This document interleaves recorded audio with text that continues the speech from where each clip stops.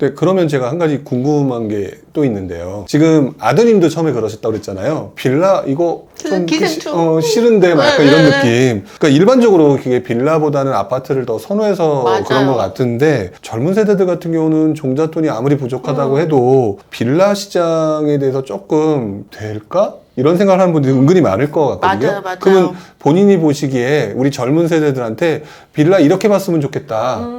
이게 뭐 정답은 아니더라도 네. 이렇게 뭐 해주실 말씀이 엄마 입장에서 사실 저도 이제 요새 빌라를 하고 있는데 직접 요즘에 빌라 하세요? 네, 직접 하고 있어요. 저는 이제 초기 재개발 쪽으로 하고 있죠. 네. 근데 여기는 투자금이 좀 많이 들어가잖아요. 네. 전세로 하더라도 전세가와 차이도 좀 많이 나고 네. 그래서 내가 가진 자본이 소액이라면 초기 재개발도 힘들어요. 들어가기가. 시세가 이미 반영이 되어 있기 때문에 네. 하지만 내가 종잣돈이 별로 없다라고 하면 일단 전세가보다 싸게 낙찰받는 거를 목표로 하는 게 좋을 것 같아요. 입지는 괜찮은데 물건 자체가 너무 안 좋은 거 있잖아요. 리모델링을 할 수 있으니까 입지는 괜찮아. 그래서 여기에 전세 들어오고 싶은 실수자는 많지만 집 상태가 좀 너무 안 좋아서 그 집주인도 별로 관심이 없는 거죠. 그 이미 오랜 동안 임차인들이 생활을 한 집이라면 집 상태가 좋지가 않거든요. 그래서 일단 전세가로 매도를 할 만한, 물론 리모델링을 해서 매도를 할 만한 그런 물건은 좀 저렴하게 낙찰 받으실 수 있어요.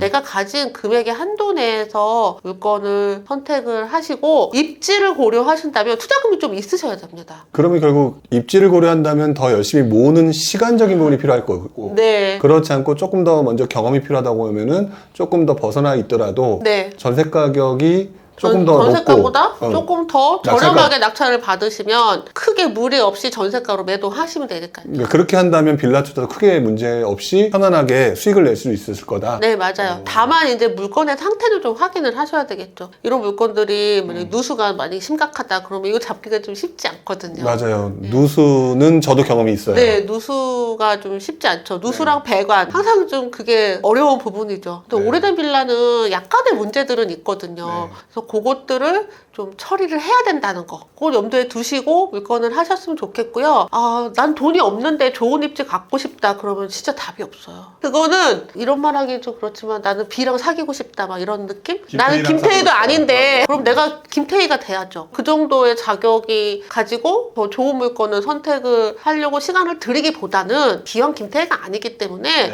B 아니어도 괜찮아. 그냥 나랑 맞는 사람을 찾아보겠다라는 이런 마음으로 물건을 했으면 좋겠다. 일단 여기서는 그냥 일단 경험을 해보자. 네. 이게 맞는 거네요. 네, 다만 종잣돈은 절대 지킬 수 있는 한도를 항상 확인을 하시고요. 근데 경매라고 하면 경매는 굉장히 위험하다.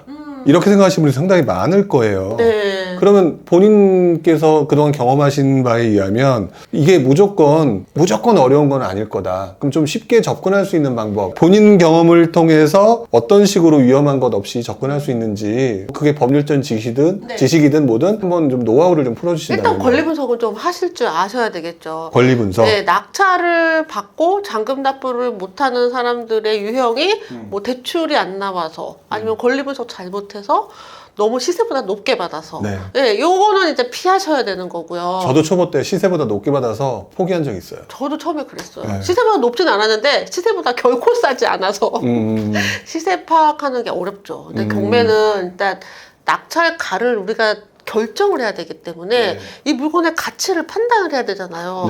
그러니까 처음에는 이게 되게 어렵거든요. 그러니까 많은 사람들의, 많은 중개사 사장님들의 의견도 들어보고 또 지금 데이터 엄청 많잖아요. 그런 데이터들도 보고, 근데 빌라 같은 경우는 데이터가 별로 없어요.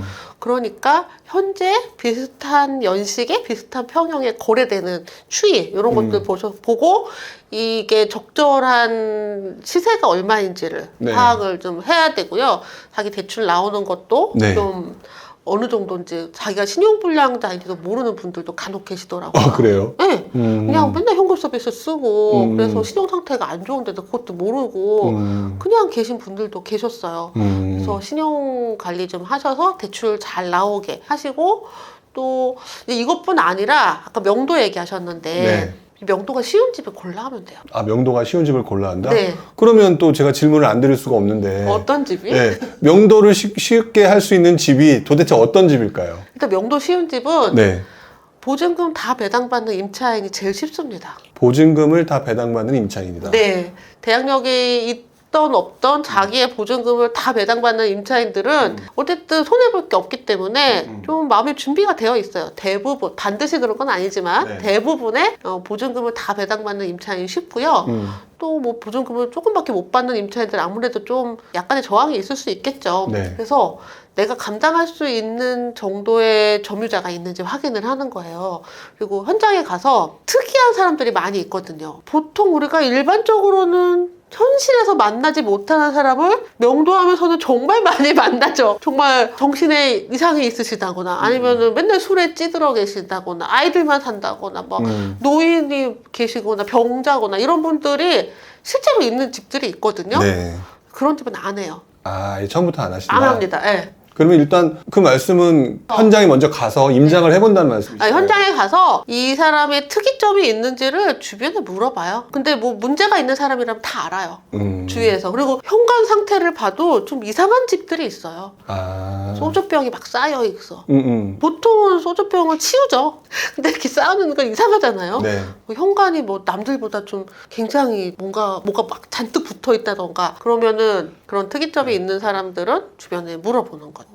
슈퍼나 뭐 이런 사람들 아랫집 윗집 사람들 왔다 갔다 하면서 궁금해 하잖아요. 네. 항상 현장 가면 주위 사람들이 막 궁금해해요. 뭐 하나 물어봐요. 혹시 여기 계시나 뭐 혹시 뭐 괜찮으시죠? 그러면 뭐가요? 그러면 아무 문제 없는 거고 아이고 뭐 이렇게 나오면은 문제 있는 거예요. 그러니까 여러 번 하시면서 경험했던 어떤 노하우신 거잖아요. 네. 그런 임장 같은 거 하실 때 그 사람뿐만 아니라 또 주변에 보면서 뭐 이렇게 확인하시는 게 또 있나요? 일단 외관을 많이 보죠. 외관? 네, 왜냐면 저 이런 빌라 같은 거 우리 아들 할 때도 이제 빌라를 계속 했고 최근에는 저도 이제 초기 재개발 빌라를 하고 있으니까 오래된 네. 집들이잖아요. 네네. 그 외관 상태가 이제 어느 정도 안 좋은지를 많이 보고 네. 현관문이나 샤시가 되어 있다 그러면은 좀 돈이 좀 덜 드는 물건이고요.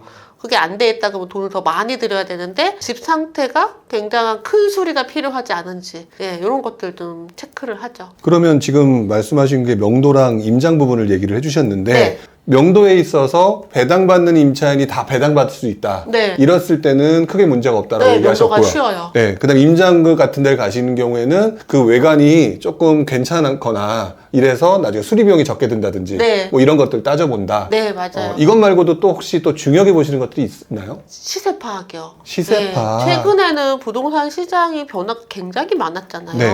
그리고 또 지금 한 몇 개월째 정체돼 있단 말이에요. 네네. 정체돼 있는 와중에서도 또 거래가 또 되기도 하거든요. 또 지역별로 물건별로 어떤 지역은 전세가 진짜 없고요. 네.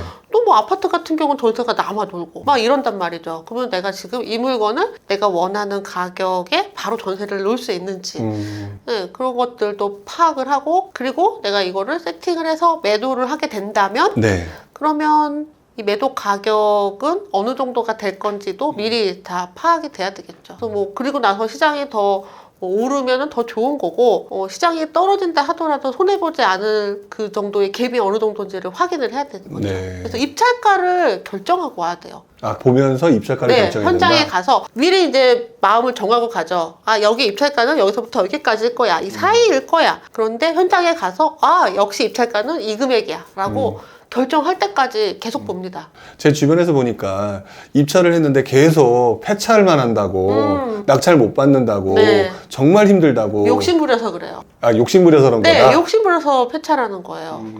그러니까 경매는 정말 1등만 인정받는 세상 맞아요. 2등부터 꼴등까지 다 똑같잖아요. 네. 그래서 정말 낙찰받을 수 있는 가격을 써야 되는데 욕심을 부리면 수익을 많이 보려고 더 저렴한 입찰가를 쓰게 되거든요. 내 욕심을 어디까지 버릴 수 있는지 그러니까 과연 다른 사람들은 도대체 어디까지 욕심을 버릴 수 있는지 내가 쓸 수 있는 최대한의 금액을 정하고 네. 거기서 딱 200만 원 더 쓰면 돼요. 아, 본인이 생각한 금액을 네. 고민 끝에 정하고 최대 정하고 플러스 200. 200 본인이 놓으신 거죠? 네네.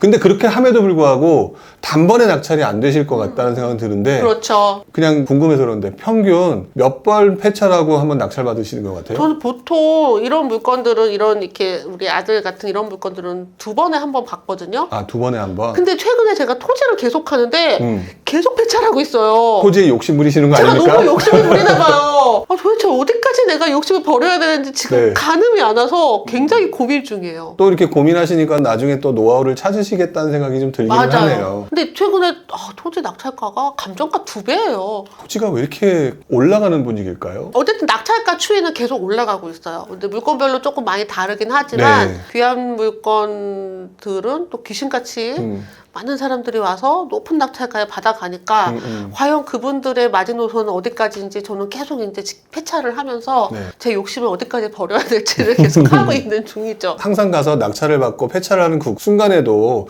계속 정리하고 복귀하고 이렇게 하시는 거네요. 그럼요. 그리고 폐차를 하면 그분들한테 물어봐요. 아, 또 물어보는 노하우가 있었겠네요. 물어 궁금하잖아요. 네. 그리고 제 물건 아니고도 다른 물건들 너무 많은 사람들이 와서 네. 이제 입찰을 했고 또 감정가보다 훨씬 높은 가격에 낙찰을 받아요. 그러면 궁금하잖아요. 저게 뭐지? 난 봐도 모르겠어요. 네. 토지는 진짜 고수의 영역이라서 네.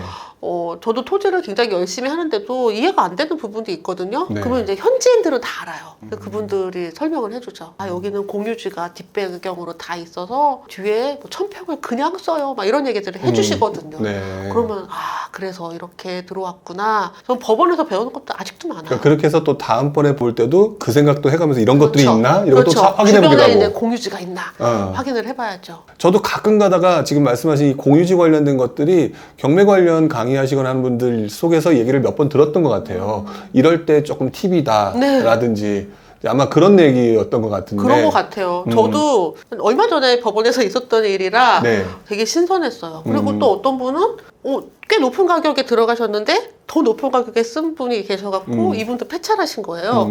궁금해서 또 물어봤어요. 근데 두 분 다 현지인이에요. 저는 외지인인데도 그 가격을 못 쓴 거잖아요. 네. 그래서 물어봤어요. 그랬더니 이분이 얼마 전에 농지를 매도하셨대요. 네. 근데 농지를 매도했는데 또 다시 다른 농지를 사면 대토. 그리고 1년 동안 보유를 하려고 그 높은 가격을 쓰고 또 들어왔다는 거죠. 그럼 최근에 인근의 농지 거래를 확인해야 되나? 뭐 이런 생각을 하게 되는 거죠. 그래서 정말 한도 끝도 없는 것 같아요.